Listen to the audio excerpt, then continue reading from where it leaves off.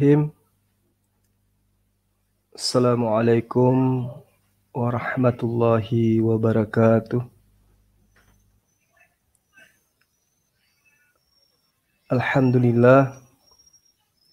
Alhamdulillahi rabbil alamin. Wassalatu wassalamu ala ashrafil anbiya'i wal mursalin. Nabiyyina wa habibina Muhammadin wa ala alihi wa sahbihi ajma'in. Wa man tabi'ahum bi ihsani ila yaumiddin. Amma ba'd. Sahabat-sahabat sekalian, dimanapun sahabat saya berada, alhamdulillah, puji syukur kita panjatkan kehadirat Allah Subhanahu wa Ta'ala, Tuhan pencipta alam semesta yang telah menciptakan langit tanpa tiang, menciptakan bumi alam semesta tanpa gantungan. Adalah suatu kewajiban kita selaku manusia yang berserah diri kepadanya untuk senantiasa memberikan hati ini untuk selalu bersalawat kepada junjungan kita Rasulullah Muhammad sallallahu alaihi wasallam selaku suri teladan yang telah memberikan pengajaran kepada kita sehingga kita bisa menikmati indahnya hidup di dalam naungan ajaran agama Islam. Sahabat-sahabat sekalian, pada sore hari ini, izinkan saya kembali menyapa para sahabat, di mana rasa kangen itu senantiasa ada kepada netizen yang senantiasa menemani konten-konten kita yang insya Allah akan memberikan edukasi yang positif, baik terhadap hubungan sosial maupun hubungan kita kepada Allah Subhanahu wa Ta'ala. Dan tidak lupa saya menjawab salam dari netizen ya. Waalaikumsalam warahmatullahi wabarakatuh. Kiranya Allah senantiasa memudahkan seluruh urusan para netizen dan sahabat-sahabat dimanapun berada. Memudahkan setiap doa-doa kita yang baik diijabah oleh Allah sehingga kita dibahagiakan di dunia dan di akhirat bersama dengan keluarga. Pada kali ini saya ingin memberikan sedikit materi ya terkait terhadap keberadaan satu oknum yang kemudian dibicarakan oleh dua agama besar di atas muka bumi ini.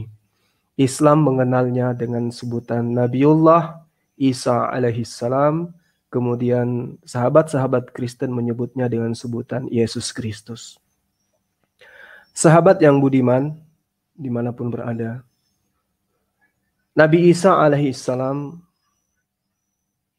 diberi wahyu oleh Allah sebagai nabi, sebagai rasul untuk kemudian berdakwah menjadi jalan bagi Bani Israel menuju kepada kebenaran.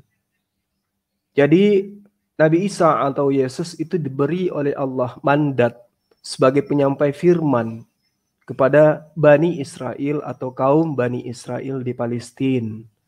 Dan beliau, Nabi Isa alaihissalam atau yang dikenal dengan Yesus, itu tidak pernah mengajarkan kalau dirinya itu diutus kepada seluruh umat manusia. Di dalam Al-Quran, nama Nabi Isa alaihissalam itu disebutkan sebanyak 25 kali. Sebagai seorang nabi, tentulah beliau diberikan mukjizat-mukjizat yang merupakan tanda-tanda. Jadi mukjizat itu adalah tanda bahwa beliau itu adalah utusan Allah. Dia itu adalah orang yang diberi kewenangan oleh Allah untuk menyampaikan firman Allah. Jadi dia bukan firman yang menjadi manusia, tetapi dia murni manusia yang diberi firman untuk dia sampaikan kepada Bani Israel. Al-Quranul Karim itu jelas menceritakan ya betapa keajaiban di dalam mulai dari masa kelahiran beliau Nabi Isa alaihissalam sebagai anak Maryam, ya, yang dilahirkan tanpa ayah. Jadi Al-Quran menceritakan Ibunda Maryam itu taat beribadah kepada Allah. Dan beliau selalu dikunjungi oleh Ruhul Kudus atau Malaikat Jibril. Nah, Malaikat Jibril ini menyatakan diri kepada Ibunda Maryam bahwa akan diberikan sosok manusia, sosok anak bernama Nabi Isa alaihissalam kepada Maryam. Beliau adalah wanita suci yang senantiasa menjaga kehormatannya. Jadi adalah salah ketika dikatakan beliau itu sudah bertunangan. Ya, apalagi belum menikah dikatakan dia itu sudah memiliki suami. Kalau kita melihat di dalam kitabnya teman Kristen, dalam Lukas 1 ya. Lukas 1 itu diceritakan dia sudah punya suami, tetapi dia statusnya masih bertunangan. Ini lucu. Ada suami tapi status bertunangan. Itu diterangkan di dalam Lukas 1 dan juga ada di dalam rangkaian Matius 1. Bertunangan dengan seorang laki-laki ya pada saat dia hamil. Kalau di dalam Al-Quran, beliau adalah wanita yang sangat menjaga kodratnya sebagai wanita muslimah. Dia adalah wanita soleha yang tidak mungkin memiliki suami sebelum dia menikah. Dan di situ dinyatakan bahwa Siti Maryam itu jelas tidak pernah disentuh oleh seorang laki-laki. Nah, kalau sudah bertunangan, itu konotasinya dia adalah seorang wanita yang biasa kontak dengan seorang laki-laki. Baik itu kontaknya dalam kadar masih normal maupun yang tidak. Tapi membuahkan sebuah paradigma berpikir bahwa Maria itu bukan wanita suci dikarenakan karena ada instrumen cerita yang kemudian dikatakan bertunangan dan menyebut seorang laki-laki sebagai suaminya. Ruhul Kudus yang kita kenal, yaitu Malaikat Jibril, itu kemudian sering menenangkan Maryam dan mengatakan kepada Maryam bahwa perkara dia hamil, perkara dia akan melahirkan seorang laki-laki dan itu adalah mukjizat dari Allah, itu adalah merupakan sesuatu yang sangat mudah bagi Allah. Tidak lebay, tidak hiperbola dengan dikatakan bahwa lahir ajaib sehingga dia adalah Tuhan. Karena kenapa? Al-Quran menerangkan dengan sangat rinci bahwa dalam penciptaan Nabiullah Adam tanpa ibu dan tanpa bapa itu sangat jauh luar biasa. Al-Quran menerangkan A'udzubillahi minasyaitonirrajim. Bismillahirrahmanirrahim. Qala kadzaliki qala rabbuki huwa alayya hayyin wa naj'alahu ayatan linnas wa rahmatan minna wa kana amran maqdiyya.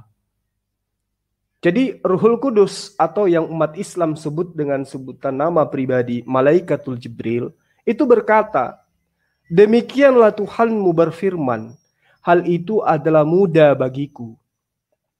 Dan agar dapat kami menjadikan suatu tanda bagi manusia dan sebagai rahmat dari kami. Dan hal itu adalah suatu perkara yang sudah diputuskan. Jadi sahabat-sahabat sekalian, ketika Bunda Maryam menyatakan kepada Malaikat Jibril, bagaimana mungkin saya hamil, saya tidak pernah disentuh oleh seorang laki-laki.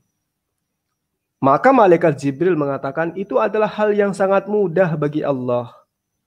Ya, jangankan menciptakan seorang bayi, ya, bahkan dia menciptakan miliaran bayi. Jangankan dia menciptakan bayi tanpa ayah, dia mampu menciptakan langit dan bumi tanpa harus ada sebab. Nah, para sahabat, apa yang terjadi kemudian Maryam hamil dan melahirkan seorang anak dalam keadaan sehat walafiat dan di tempat yang diberkati oleh Allah. Bukan di dalam kandang binatang yang bau busuk, bukan di dalam kandang binatang yang bau apek, yang hina dina. Jadi cerita tentang hal-hal yang kemarin diceritakan tidak sesuai dengan layaknya seorang Nabiullah, itu kemudian diluruskan oleh Allah di dalam Al-Quranul Karim. Saya ingin mengatakan bahwa Nabiullah Isa alaihissalam itu menyatakan diri di dalam Al-Quranul Karim dengan sangat jelas. Jadi ketika ada sosok manusia yang tadinya beragama Islam, kemudian dia nyatakan dirinya menjadi murtad, artinya orang itu tidak memahami Al-Quran dengan baik dan benar. Kenapa? Karena di dalam Al-Quran, Nabi Isa, Nabiullah atau Yesus, itu menerangkan siapa dirinya. Qala inni abdullah. Ya. Ini sesungguhnya Abdullah, aku ini adalah hamba Allah. Jadi ketika Al-Quran mengatakan qala, berkata, siapa yang berkata di situ? Nabi Isa alaihissalam yang dikenal oleh sebagian orang dengan sebutan Yesus. Qala, berkatalah Isa, ini sesungguhnya aku Abdul, hamba Allah. Allah. Jadi aku ini ada hamba Allah. Atani, ya. Allah memberiku gitu ya. Jadi Allah atau aku diberi, ya. Sesuatu. Apa sesuatu itu? Alkitab. Apa Alkitab itu? Hikmat, pengajaran, wahyu. Lalu dikatakan waja'alani, dan ya, sosok atau esensi yang telah memberiku kewenangan, dia menjadikan aku sebagai apa? Nabiyan, seorang penyampai firman atau seorang nabi. Ini yang mengatakan siapa? Nabiullah Isa alaihissalam. Qala inni abdullah ataniyal kitab wa ja'alani nabiyan. Jadi pernyataan Nabi Isa sangat jelas dalam Al-Quran. Jadi adalah suatu kebodohan, adalah suatu satu kekonyolan ketika ada orang yang mengaku Islam murtad hanya karena mengejar menyembah kepada sosok manusia yang di dalam Al-Quran hanya mengaku sebagai hamba Allah. Nah, apakah di dalam kitab sahabat Kristen juga Yesus pernah mengaku sebagai hamba Allah? Ya, semua untaian perkataan Yesus di dalam gospel, di dalam Bible, di dalam kitabnya orang Kristen, mulai dari kitab Yohanes sampai kitab Wahyu, ucapan apapun yang terlontar dari mulut Yesus, Yesus mendudukkan dirinya sebagai hamba Allah. Qala inni abdullah ataniyal kitaba wa ja'alani nabiyan. Itu konsep, itu rumusan, dan itu kaidah. Itu nggak bisa ditawar-tawar. Nah, di dalam Yohanes 4 ayat 22, Yesus jelas mengaku, aku menyembah apa yang aku kenal. Kalian menyembah apa yang tidak kalian kenal. Berarti Yesus itu adalah hamba Allah. Kenapa dia hamba Allah? Karena dia mendudukkan dirinya sebagai abdi. Apa itu abdi? Pesuruh. Apa itu pesuruh? Orang yang taat kepada titah, kepada perintah. Dan Yesus mendudukkan dirinya sebagai orang yang taat kepada titah. Aku menyembah apa yang aku kenal, kalian menyembah apa yang kalian tidak kenal. Berarti benar apa yang diterangkan oleh Yesus atau Isa atau Al-Quran, perkataan Al-Quran yang diterangkan kemudian, inni abdullah ataniyal kitaba wa ja'alani nabiyan.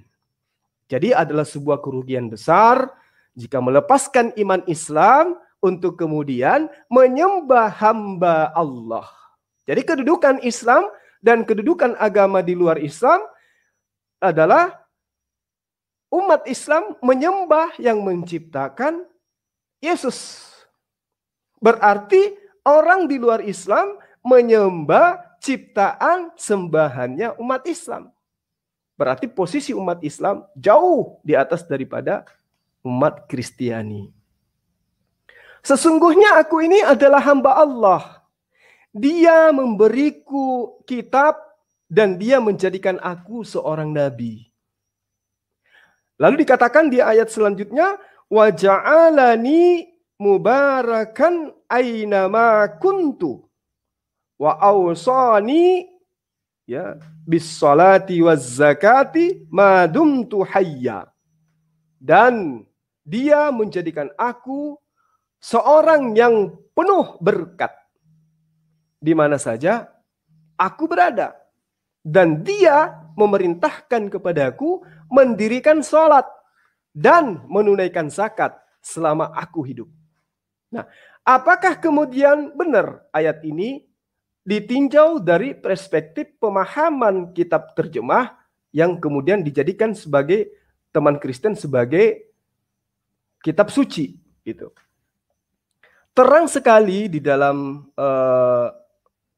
kitabnya orang Kristen bagaimana kemudian penjabaran ayat ini menyatakan bahwa Yesus itu betul adalah seorang yang mendirikan sholat. Apa sih sholat itu? Sholat itu diawali dengan takbir. Apakah Yesus pernah melakukan itu? Silakan Anda baca di dalam Matius 4 ayat 17. Di situ Matius, sejak waktu itulah Yesus memberitakan, bertobatlah sebab surga sudah dekat. Maka Yesus maju. Ketika maju, lalu Yesus bersujud. Ya, maju dalam arti kata berdiri ya. Lalu Yesus maju dan berdiri, lalu bersujud dan berdoa. Lalu berkata, ya Bapakku, jikalau sekiranya mungkin, biarlah cawan ini lalu daripadaku, tetapi janganlah seperti yang kukehendaki, melainkan sebuah yang engkau kehendaki. Artinya Yesus berserah diri kepada Allah. Berarti dia sementara melakukan pengabdian yang umat Islam sebut dengan sholat. Seperti itu. Jadi jelas ya, Nabiullah Isa alaihissalam atau Yesus itu melakukan sholat. Sebagaimana yang diterangkan di dalam surah Maryam ayat ayat 31. 31. Lalu kemudian diterangkan lagi di ayat kedua 32 wabarram biwalidaiti. Ya. Biwalidaiti. Biwalidati, lalu kemudian walam yaj'alni jabbaran syaqiyan. Dan aku berbakti kepada ibuku. Dan dia tidak menjadikan aku seorang yang sombong lagi celaka. Jadi Nabi Isa alaihissalam itu adalah orang yang berbakti kepada ibunya. Bukan seperti yang digambarkan di dalam kitabnya sahabat Kristen, justru Yesus itu diceritakan sebagai anak yang durhaka gitu loh. Anak yang sering mengerjai ibunya. Nah, itu bisa kita buktikan bahwa di dalam kitabnya sahabat Kristen, justru Yesus itu digambarkan sebagai orang yang berdosa kepada ibunya. Karena sering mengerjai ibunya. Sering melakukan satu perbuatan yang membuat ibunya merasa tidak diperlakukan selayaknya sebagai ibu. Bisa dilihat di dalam Markus 16 ayat 1 sampai ayat 9 supaya kita tidak disebut sebagai fitnah. Di situ sangat terang dikatakan bagaimana kemudian Yesus itu melakukan sesuatu yang saya katakan dia membohongi ibunya. Silakan sahabat baca Markus 16 ayat 1 sampai 9. Nah, kalau di dalam Al-Quran justru dikatakan bahwa beliau itu adalah seorang nabi yang berbakti kepada ibunya dan ibunya tidak menjadikan dia itu sebagai orang yang sombong. Apalagi mengajarkan dirinya setara dengan Tuhan, apalagi menjadikan dirinya itu adalah Tuhan itu sendiri. Jadi Nabi Isa alaihissalam itu adalah sosok nabi yang diutus kepada Bani Israel untuk mengajarkan la ilaha illallah. Itu diterangkan di dalam Yohanes 17 ayat 3. Satu-satunya Allah yang benar adalah Allah subhanahu wa ta'ala. Yang maha suci lagi maha tinggi. Nah, para sahabat sekalian, Nabi Isa alaihissalam itu diabadikan di dalam Al-Quran, di dalam surah Al-Ma'idah ayat 116 sampai 117 ya. Di dalam ayat Al-Ma'idah ini saya katakan bahwa Nabi Isa alaihissalam itu oleh Allah dikatakan sebagai sosok yang kemudian diadili oleh Allah. Kenapa saya katakan diadili oleh Allah? Karena Nabi Isa alaihissalam itu ketika Allah berfirman, firman Allah itu mempertanyakan kedudukan dia dan pengajaran dia kepada Bani Israel. Wa iz qala Allah ya Isa bin Maryam a anta qulta linnas attakhizuni. Ya. Apakah ketika kamu di dunia kamu pernah mengajarkan, kamu pernah mengatakan kepada manusia, jadikanlah aku dan ibuku dua orang Tuhan selain Allah. Attakhizuni wa ummi ilahaini min dunillah. Lalu kemudian apa yang dikatakan oleh Nabi Isa atau Yesus ketika dihakimi oleh Allah? Qala subhanaka ma yakunu li anta aqula ma laysa li bihaqqa. Dia menjawab, Maha suci Engkau ya Allah. Tidaklah patut bagiku mengatakan apa yang bukan hakku untuk aku katakan. Lalu dikatakan oleh beliau, in kuntu qultuh faqad alimtah ta'lamu ma fi nafsi wa la a'lamu ma fi nafsi innaka anta 'allamul ghuyub. Jadi Nabi Isa atau Yesus mengembalikan kepada Allah. Jika aku pernah mengatakan hal seperti itu ya Allah, maka tentulah Engkau jauh lebih mengetahui apa yang ada pada diriku dan aku tidak mengetahui apa yang ada pada diri Engkau. Sesungguhnya Engkau Maha mengetahui perkara yang gaib. Jadi Nabi Isa itu dihakimi, sembahannya orang Kristen itu dihakimi oleh sembahannya umat Islam. Wa isqalallahu ya Isa bin Maryam a anta qulta linnas. Wahai Yesus, apakah pernah kau mengajarkan kepada Kristen, kepada manusia, sembahlah aku? Dijawab kemudian oleh Yesus, qala subhanaka ma yakunu li an aqula ma laysa li bihaqqa. Maha suci Engkau ya Allah. Tidaklah patut bagiku mengatakan apa yang bukan hakku. Nah, sehingga para sahabat sekalian, kita bisa mencari dalil ya, apakah benar bahwa Nabi Isa alaihissalam itu tidak pernah mengajarkan dirinya itu adalah Tuhan selain Allah. Kalau kita melihat kitabnya agama Kristen, adakah Nabi Isa itu pernah mengajarkan dirinya Tuhan, mengajarkan dirinya sebagai anak Allah, mengajarkan dirinya sebagai Allah itu sendiri? Tidak ada. Tidak ada satu dalil pun di dalam kitabnya orang Kristen yang Yesus mengaku sebagai Allah pencipta alam semesta.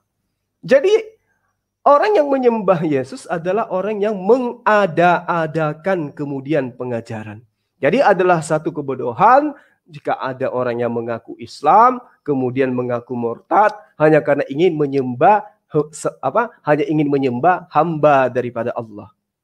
Nah, lalu kemudian dikatakan ketika Nabi Isa alaihissalam itu dihakimi, dalam arti kata ditanyai, diinterogasi oleh Allah, beliau yang disembah oleh orang Kristen justru membela diri. Makul tulahum illa ma amartani bih. Coba. Aku tidak akan mungkin pernah mengatakan kepada mereka illa kecuali apa amartani bih, apa yang diperintahkan untukku untuk aku katakan. Seirama dengan Yohanes 12 ayat 49. Aku tidak berkata-kata dari diriku sendiri. Apa yang aku katakan adalah apa yang diperintahkan oleh Allah untuk aku katakan dan aku sampaikan. Makultu lahum illa ma amartani bih. Nah, lalu apa yang diperintahkan oleh Allah untuk aku sampaikan? Di dalam kitab Yohanes dikatakan, sembahlah Allah, Tuhanku dan Tuhanmu. Pergilah kepada bapak, kepada teman saudaraku, katakan kepada mereka, aku akan pergi kepada Allah, Tuhanku dan Tuhanmu. Ma qultu lahum illa ma amartani bi. Ani abudullah rabbi wa rabbakum. Ya, sembahlah Allah, Tuhanku dan Tuhanmu. Aku tidak pernah mengatakan kepada orang-orang, kepada manusia. Aku tidak pernah mengatakan kepada Bani Israel. Aku tidak pernah mengatakan kepada Kristen, sembahlah aku. Tidak pernah. Aku mengajarkan kepada Bani Israel, ani abudullah rabbi wa rabbakum. Sembahlah Allah, Tuhanku dan Tuhanmu. Wa kuntu alaihim syahida ma dumtu fihim. Ya. Dan adalah aku menjadi saksi terhadap mereka selama aku berada di tengah-tengah atau di antara mereka. Falamma tawaffaitani kunta antar raqiba alaihim. Ya, maka setelah aku diwafatkan, maka setelah engkau mewafatkan aku, engkaulah yang mengawasi mereka. Engkaulah yang mengawasi mereka. Lalu dikatakan oleh Nabi Isa alaihissalam, wa anta ala kulli syai'in syahida. Dan engkau ya Allah adalah maha menyaksikan atas segala sesuatu. Jadi Nabi Isa alaihissalam itu dihakimi kelak oleh Allah.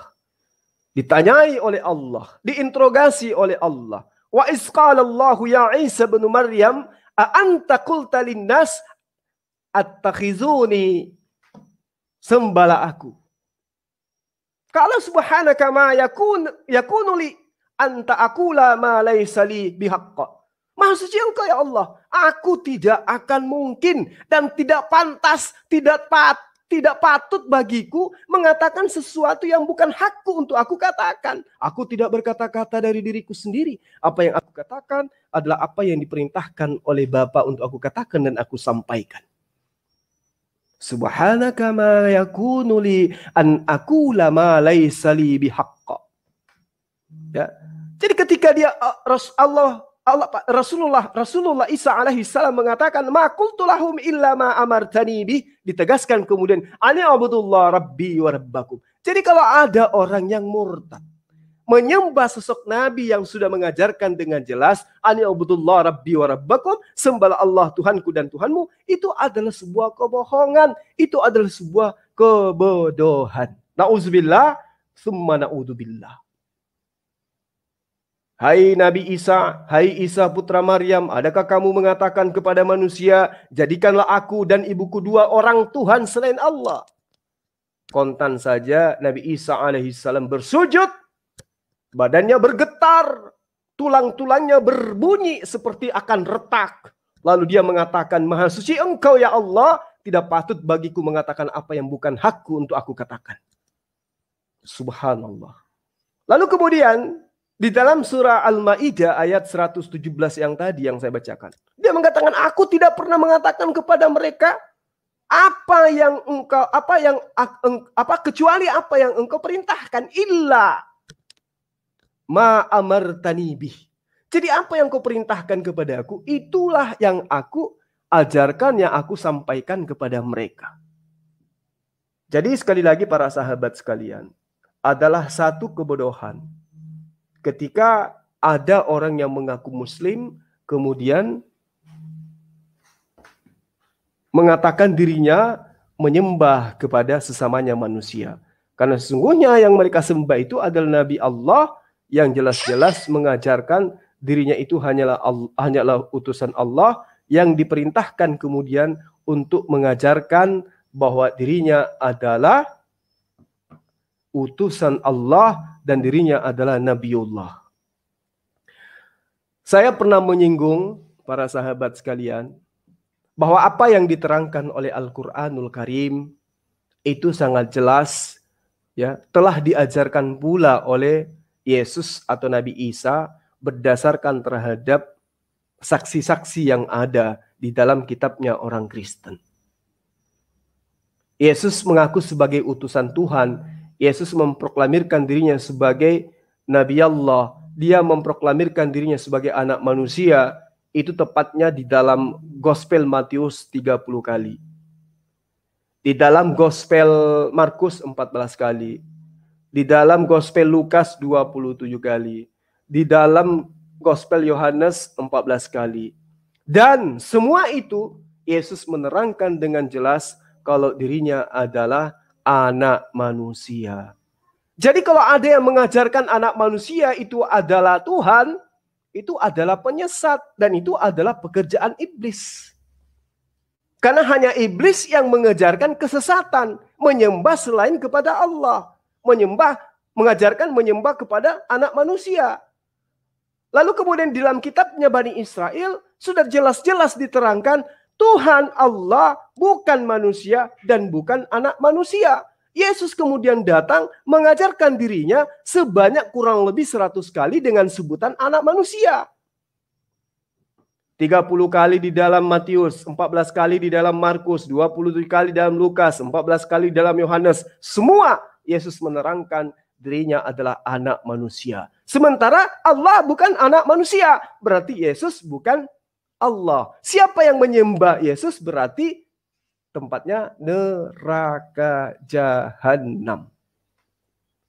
Jadi adalah satu kebodohan, adalah satu ketololan, ya, kebahlulan. Ketika sudah tahu ini masih juga murtad, masih juga menyembah kepada manusia. Yesus yang mengaku sebagai anak manusia disembah. Makanya diterangkan di dalam Al-Quran, Ani abudullah rabbi wa rabbakum. Ya.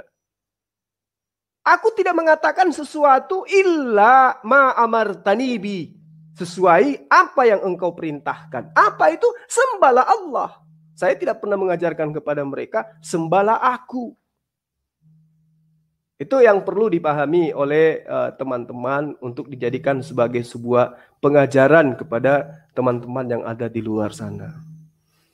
Oke, mungkin teman-teman netizen mau berkumpul dengan saya atau ingin berdialog atau mau sekedar diskusi atau sekedar nyapa, silakan yang ingin bergabung dengan kita, mungkin ada yang ingin ditambahkan. Saudara Ruslan ada di sini. Mungkin ada yang ingin disampaikan. Oh ya, dia turun kembali. Baik. Jadi saya tambahkan lagi sedikit ya para sahabat-sahabat sekalian, bahwa sosok Yesus yang dituhankan oleh saudara-saudara Kristen, kedudukannya di dalam Islam hanyalah sebagai hamba Allah. Dia hanyalah utusan Allah. Berarti sahabat Kristen menuhankan orang yang kedudukannya hanya nabi di mata Islam. Berarti levelnya kedudukannya lebih rendah karena mereka hanya menuhankan utusan. Sementara Islam menuhankan sang pengutus. Yesus sendiri adalah utusan. Dia bukan sang pengutus. Lalu kemudian seiring dengan berjalannya waktu, saya acap kali mengajarkan, menyampaikan bahwa orang-orang Kristen itu terjebak di dalam cinta yang begitu dalam terhadap Yesus. Istilahnya cinta buta. Cinta bertepuk sebelah tangan. Karena mereka menuhankan Yesus, karena menganggap Yesus itu sebagai juru selamat. Ya. Sementara juru selamat itu sendiri adalah orang yang menyelamatkan atau orang yang bertindak sebagai penolong dalam kesukaran atau penyelamat. Sementara di dalam ajaran Kristen, juru selamat itu dikatakan dengan rumusan-rumusan yang aneh. Apa itu? Penyelamatan manusia melalui kematian atau darah seorang manusia yang kemudian dianggap Tuhan berdasarkan ajaran Paulus dan diperkuat lagi oleh para imam-imam gereja sesudahnya atau bapak-bapak gereja awal mula.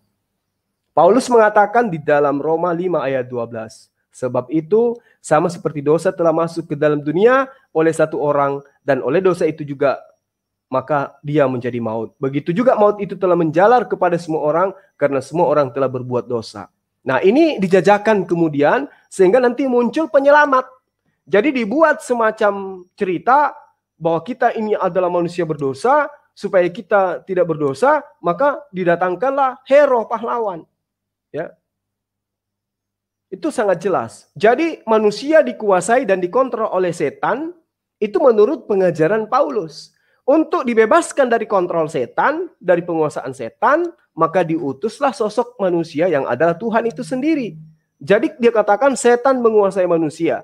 Saat ini setan adalah yang berkuasa memerintah dunia. Sebagai penguasa dunia ini, dia memiliki hak-hak yang tidak bisa dianggap sepele. Maka setan itu ya harus dilenyapkan dengan cara membunuh sosok manusia yang dianggap sebagai Tuhan. Jadi setan hanya mau membebaskan manusia kalau ditebus dengan darah Yesus.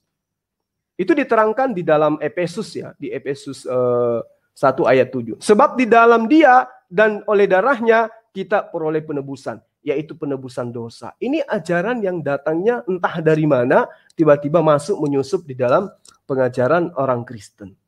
Padahal sebelumnya Yesus tidak pernah mengajarkan itu. Berarti sejatinya Kristen itu bukan ajaran Yesus. Jadi Allah itu ya di dalam kitab mereka itu sangat jelas bahwa mencintai dan menyayangi itu sama halnya memberikan sebuah perintah, memberikan sebuah titah untuk dijalankan. Seperti misalnya dalam Yeremia 31 ayat 33. Aku akan membuat perjanjian baruku. Apa itu? Aku akan memasukkan aku akan memasukkan hukum Taurat ke dalam batin setiap Bani Israel. Nah, itu artinya bahwa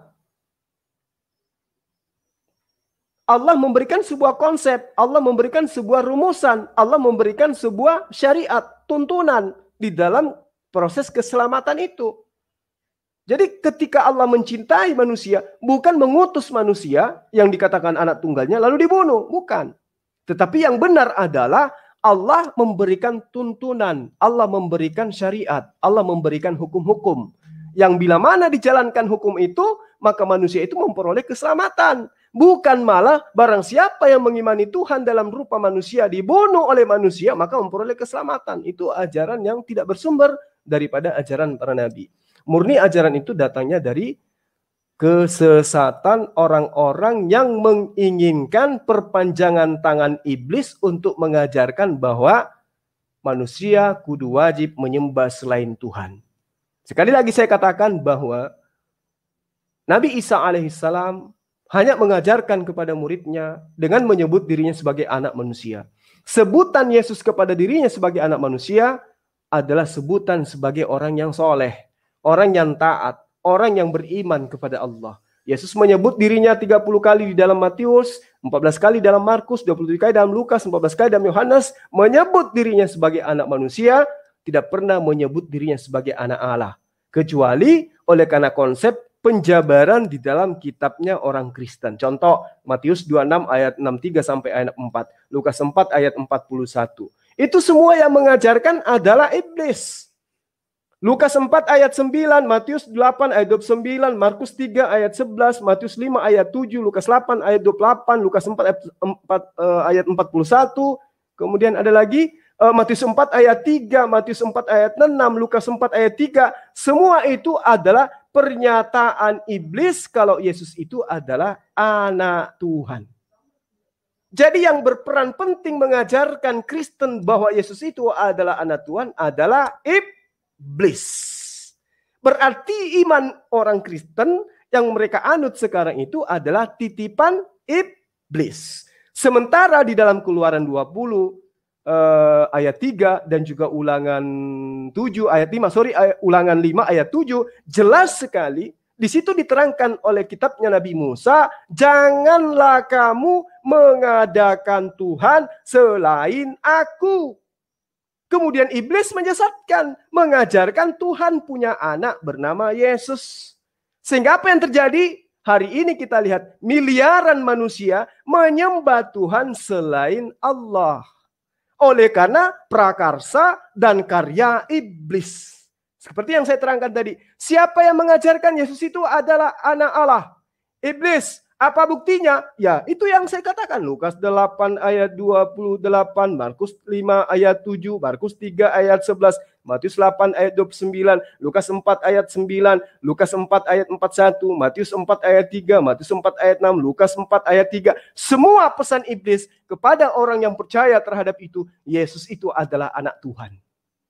Sementara kontroversi, kontradiksi dengan pengajaran Yesus sendiri dalam kitab yang sama, yang tadi yang saya katakan, Yesus menyebut dirinya di dalam kitabnya orang Kristen puluhan bahkan ratusan kali sebagai anak manusia. Iblis mengajarkan Yesus anak Tuhan. Yesus mengajarkan Yesus anak manusia. Kira-kira siapa yang menjadi pengikut Yesus? Siapa yang menjadi pendengar dari perkataan Yesus?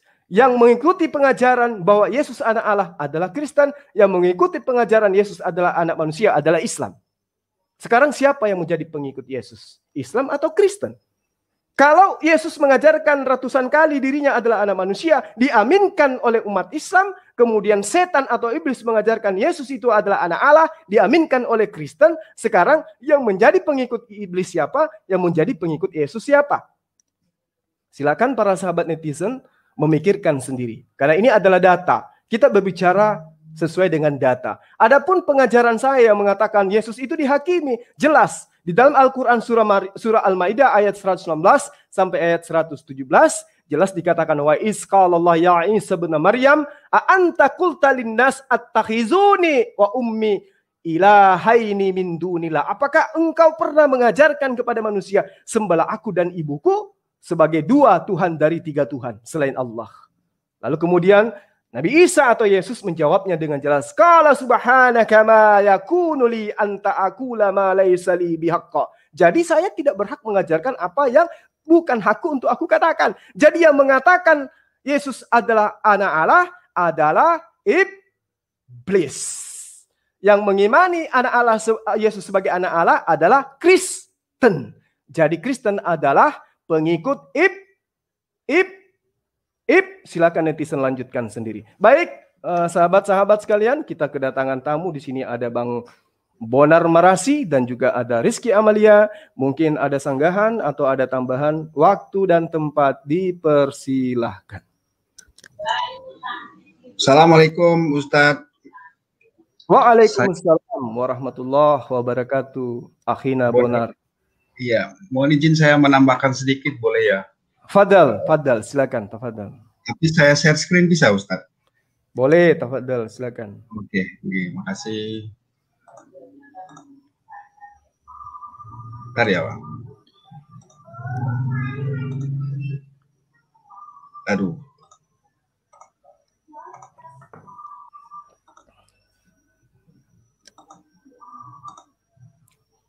Kayaknya nggak bisa share screen. Saya kira begini aja Ustadz, nggak apa-apa saya pakai ini. Iya. Jadi pertama begini, jadi Yesus itu bagi Kristen memang harus dituhankan akibat dari pengimanan penyaliban ya. Bahwa dia yang mati itu harus sejenis Tuhan. Karena kalau bukan sejenis Tuhan maka darahnya adalah darah manusia. Dan kemudian darah manusia itu tidak bisa jadi tebusan. Itu yang kemudian diimani oleh teman-teman Kristen. Sayangnya adalah bahwa pengimanan penyaliban itu justru menjadikan Kristen itu menjadi penista Tuhannya Yesus, Yahweh, baik dari sisi Kristen maupun dari sisi Islam gitu. Contohnya begini ya, jadi dari sisi Kristen. Pembunuhan Yesus itu dilakukan oleh iblis, dilakukan oleh tipu daya di Matius 26 ayat 4. Artinya kalau Kristen itu mengimani penyaliban, berarti teman-teman Kristen sedang menyamakan Tuhannya Yesus itu seperti iblis dan melakukan tipu daya gitu. Lalu kemudian dari sisi Islam, Kristen ini juga jadi marah kepada Allah Subhanahu wa taala karena apa? Karena Nabi Isa diselamatkan gitu loh. Mereka jadi marah kepada kita, kepada Allah, hanya karena Nabi Isa itu diselamatkan. Mereka bilang kairul makarin, itu dalam pengertian yang jelek ya. Tapi sebenarnya kalau teman-teman Kristen itu mau belajar bahwa Nabi Isa itu ya Nabi Isa itu sedang akan dibunuh dengan tipu daya, dan kemudian Allah menghukum para penjahat itu dengan membalaskan tipu dayanya. Karena apa? Karena bagi Islam itu berlaku hukum yang dulu telah diajarkan oleh para nabi dipel bahwa dia yang berdosa, maka dialah yang harus bertanggung jawab gitu. Nah, lalu kemudian berikutnya adalah katakanlah Yesus harus jadi God ya, supaya penyaliban itu menjadi benar tanda kutip gitu. Nah, lalu kemudian bisakah Yesus itu menjadi God yang setara dengan Bapaknya? Kalau kita baca Bible nggak bisa. Yesus tuh harus jadi God kecil, artinya Trinitas itu harus jadi politeis, tidak setara. Jadi harus politeis, ada 3 God ya, yang sama-sama God, tapi mereka tidak setara, tidak boleh disebut setara. Kenapa? Karena kalau kita baca Bible, God-nya Yesus dan God-mu, wahai teman-teman Kristen, itu adalah Tuhan langit dan bumi di Matius 11:25, yaitu satu-satunya God yang benar. Artinya apa? Kalau kita baca Bible dan Yesus memang harus jadi God, maka Yesus tuh hanya jadi God kecil. Kami Islam menuhankan Tuhannya Yesus, sementara kalian menuhankan hamba, yaitu di Kisah 3:13 gitu, seorang Abdul gitu.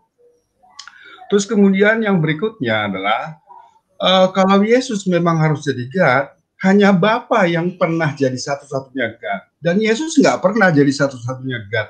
Yesus tidak pernah jadi satu-satunya God bagi Yahweh, maka itu harusnya tidak setara gitu.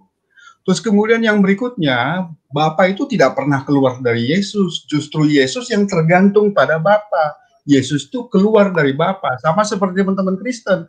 Teman-teman Kristen itu juga keluar dari Bapa, tidak mungkin keluar dari iblis, tidak mungkin turun dari neraka. Rohnya kita itu semua itu adalah dari Allah Subhanahu wa taala gitu. Berikutnya, Bapa itu tidak pernah mati. Bapa tidak pernah mati, dan justru Bapa itu membangkitkan Yesus. Artinya nggak boleh setara. Ya hanya Yesus yang pernah jadi Tuhan mati di 1 Korintus 11:26 dan justru dibangkitkan oleh Bapa. Sehingga kalaupun teman-teman Kristen ingin menggatkan, silakan aja, tapi tidak bisa setara.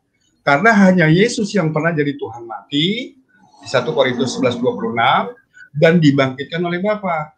Hanya Yesus yang tergantung pada Bapa dan pernah digantung oleh makhluknya, dan bukan sebaliknya. Bapa itu tidak tergantung pada apapun gitu. Terus kemudian yang berikutnya, hanya Yesus yang berdwinatur, artinya bisa dibunuh gitu loh. Bapa itu tidak punya dwinatur, hanya Yesus yang berdwinatur. Jadi hakikatnya sebenarnya tidak sama. Terakhir, hanya Yesus yang pernah dilahirkan. Jadi hanya Yesus, God kecil yang pernah dilahirkan oleh manusia. Bapa itu tidak pernah dilahirkan oleh manusia. Jadi sekali lagi kesimpulannya, kalian teman-teman Kristen tuh menuhankan Yesus hanya karena untuk pembenaran penyaliban. Pahami bahwa penyaliban adalah penistaan pada Tuhannya Yesus, baik dari sisi Kristen maupun dari sisi Islam. Itu yang pertama. Yang kedua, bila pun kalian percaya pada penyaliban dan Yesus harus jadi Tuhan, harus jadi God, maka Yesus tidak pernah bisa jadi setara dengan Bapaknya. Trinitas itu harus diartikan sebagai Trinitas, harus diartikan sebagai 3 God yang berbeda dan tidak setara. Nah, wahai teman-teman Kristen, jujurlah pada keimanan kalian supaya perbedaan penuhanan Yesus itu tidak terlalu bervariasi, tapi mengerucut kepada satu titik, yaitu apa? Yaitu 3 Tuhan yang sama-sama Tuhan, tapi tidak setara. Karena memang Bible menyatakan Yesus itu lebih rendah daripada Bapaknya. Hanya Bapaknya lah yang menjadi satu-satunya God bagi Yesus dan bagi kalian, sehingga kemudian Yesus itu tidak pernah menjadi setara dengan Bapaknya. Saya kira demikian, Bang. Makasih. Subhanallah, luar biasa paparannya, sistematis ya, dikuatkan oleh data yang sangat akurat. Jadi kalau apa yang dijabarkan oleh Bang Bonar ini ditelaah dengan menggunakan satu alat yang dikaruniakan Sang Pencipta alam semesta di dalam diri manusia berupa akal, maka insting kita selaku manusia yang punya naluri ya kebenaran di atas daripada makhluk lain tentu akan menemukan sebuah titik di mana Allah satu-satunya Tuhan dan Yesus hanya utusan Tuhan. Saya sangat tertarik ya dengan paparan sahabatku ini ya, Bang Bonar, karena titik tumpuh daripada konsentrasi daripada penjabaran dia adalah memberikan sebuah jalan keselamatan kepada sahabat Kristen. Bahwa Yesus itu adalah jalan keselamatan dan hidup. Dengan cara apa? Dengan mendudukkan dia sebagai utusan Tuhan. Adapun klaim daripada Bani Israel pada saat itu ya, yang mengatakan bahwa engkau menyamakan dirimu dengan Allah. Berarti orang-orang yang sesama dengan Yesus hanya menuduh Yesus menyamakan. Bukan menuduh Yesus itu menggantikan Allah, menggantikan Bapa. Tapi menyetarakan dirimu dengan mengaku sebagai Allah. Tapi Yesus sendiri mengklarifikasinya dengan jelas di dalam Yohanes 10 ayat 34, ayat 35, ayat 36. Karena pada masa itu dia bercakap-cakap dengan kaumnya, yaitu Bani Israel, bukan kepada Kristen. Apa yang Yesus terangkan kepada Bani Israel? Bukankah di dalam kitab Tauratmu dikatakan siapapun yang diserahi tugas untuk menyampaikan firman, maka dia adalah Allah. Berarti Yesus hanya sebagai penyampai firman. Aku tidak berkata-kata dari diriku sendiri, melainkan apa yang diperintahkan untuk aku katakan dan aku sampaikan.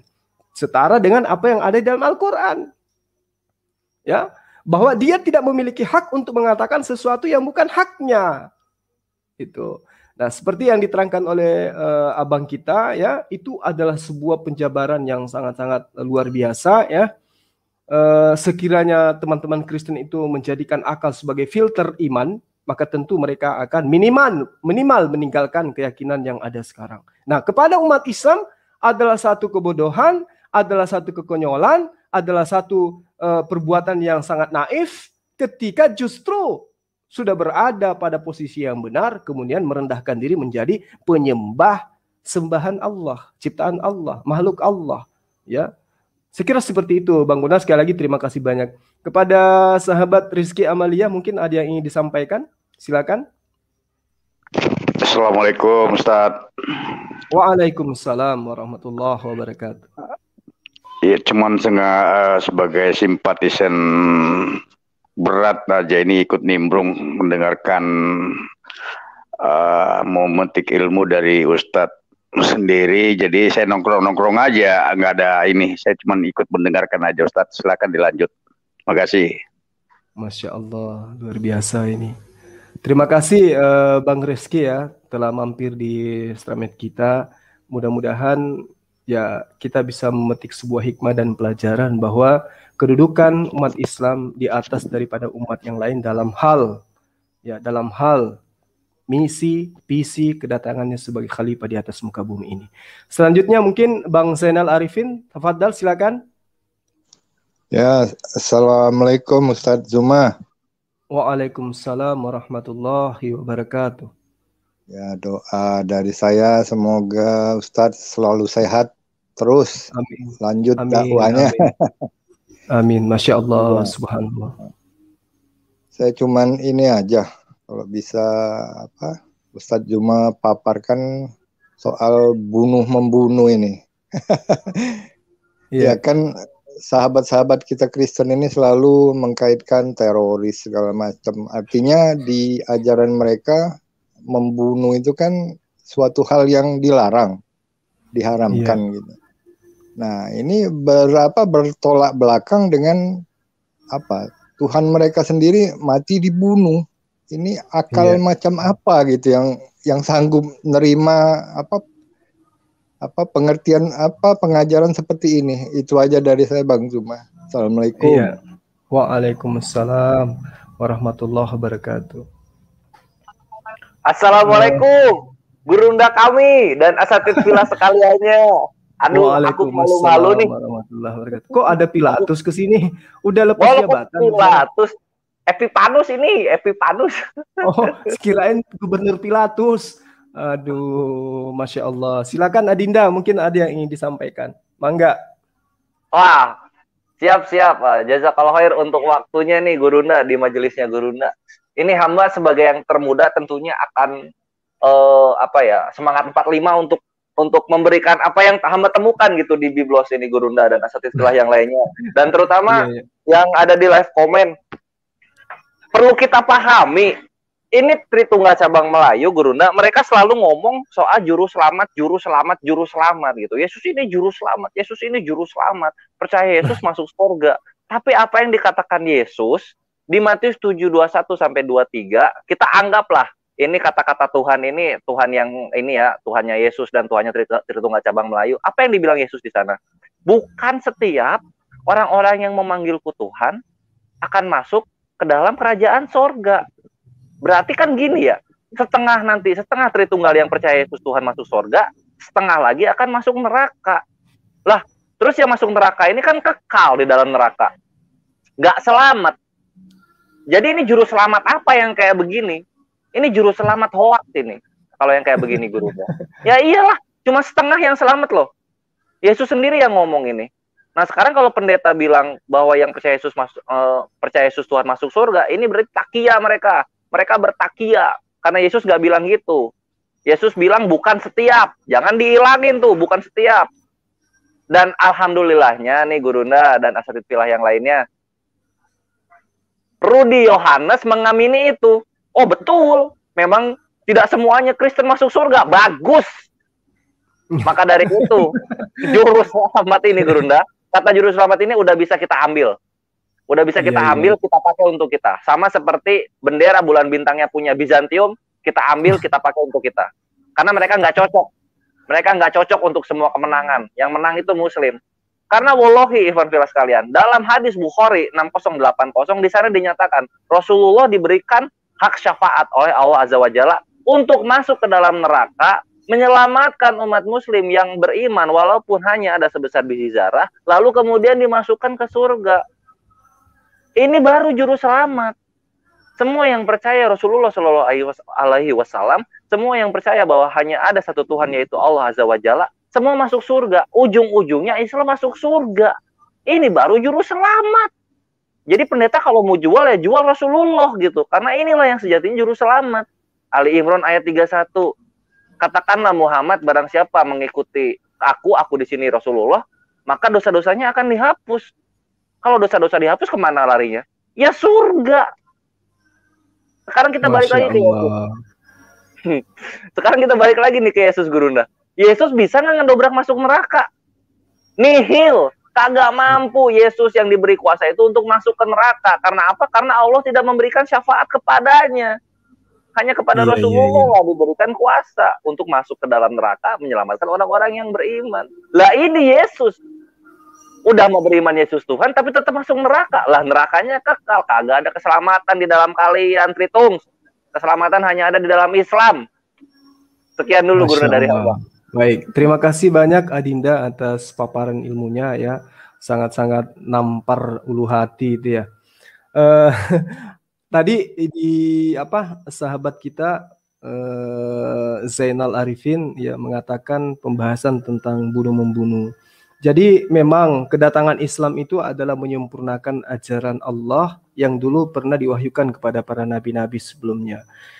Salah satu ajaran yang disempurnakan kemudian oleh Islam ini adalah metode perang atau cara-cara berperang.